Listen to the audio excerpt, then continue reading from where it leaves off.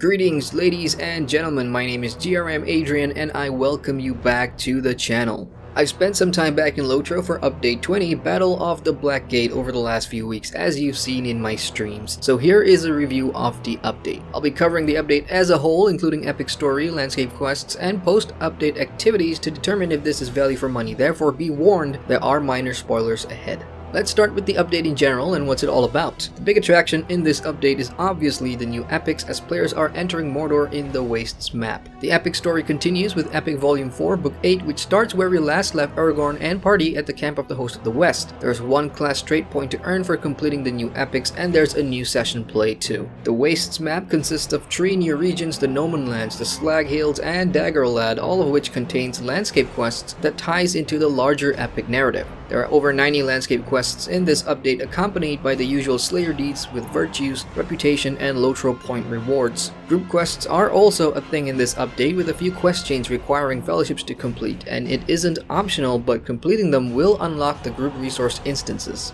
There's also solo resource instances, and both the groups and solo versions take place in 2 areas called Scoironk and Carcoast, which can be done daily. So what's the purpose of doing these new resource instances? Since there are no new dungeons in this update, the new instances are a way to increase reputation with the Host of the West faction, gather new supplies which will be needed to craft barter items with new vendors for gear or reputation, and also a place to farm crafting recipes and new flowers besides the landscape to help in crafting those items. Sounds confusing, innit? We'll get into that later.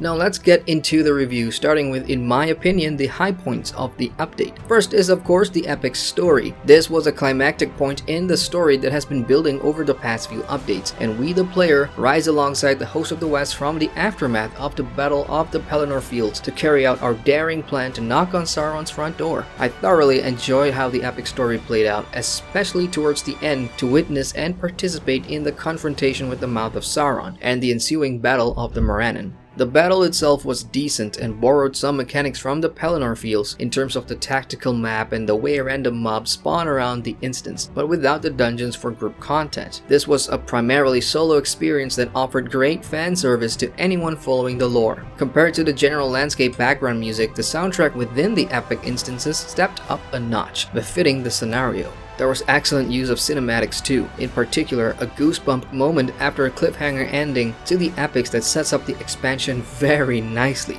Our 2 other hobbits besides Merry and Pippin are also not forgotten in this update, and we get one session play involving them from Gollum's point of view. I enjoyed that quite a bit, especially seeing how the setup for Shelob's lair unfolded. The epics as a whole was pretty good and satisfying, but a little too short in my opinion. That's fine for taking all through them for that one class trait point and the new slotted gear cloak, but players expecting a longer epic book will be slightly let down here. Another thing I like about this update is that it includes a lot more group quests, beginning with the Langruven quests. These feel very much like Tarlang's Crown way back in update 14, and there is a clear goal here, so you know that the reward will be unlocking the group resource instance. This is a welcome change that offers some variety over update 19's solitary flower picking and dailies.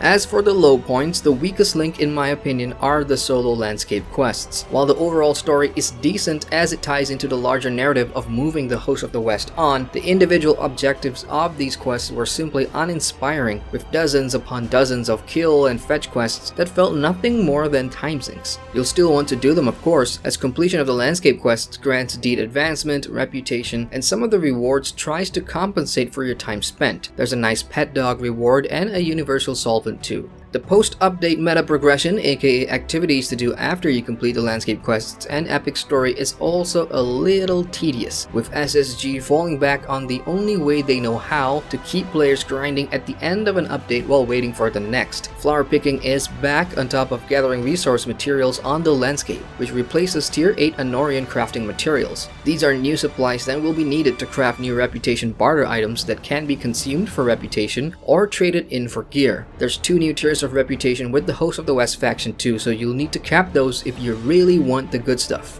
This diagram pretty much sums up what you'll be doing if you want the shiny new goodies that are reputation gated from the vendors. You will require a bunch of those crafted thingy-majingies that are also consumed for reputation. If you are a casual player with no intentions of getting all the new gear, you can at least pick up one of the new legendary gear rings for the cost of flowers, which can be obtained back in North Ithilien, and by this point you should already have enough for one or two. But if you want more of the new gear, you're going to have to do more than just flower picking, I'm afraid.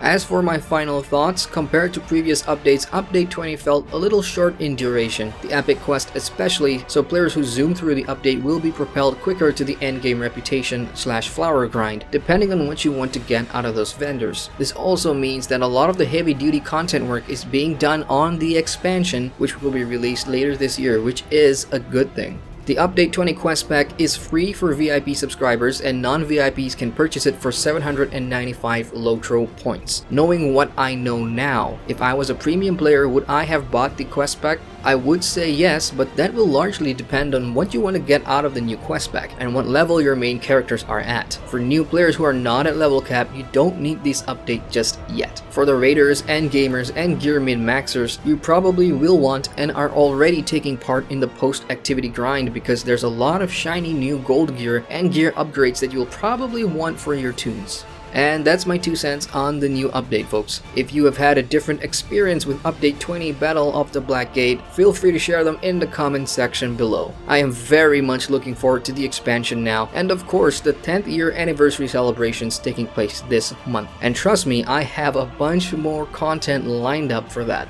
So like the video if you enjoy the content, and do subscribe to my channel for more on LOTRO and other MMO content. Once again, my name is GRM Adrian, and I thank you for watching. Oh, pardon me, hello there. You've reached the end screen of the video. If you'd like to subscribe to this channel and get notifications on the latest videos, click the button in the middle to subscribe to this plunker.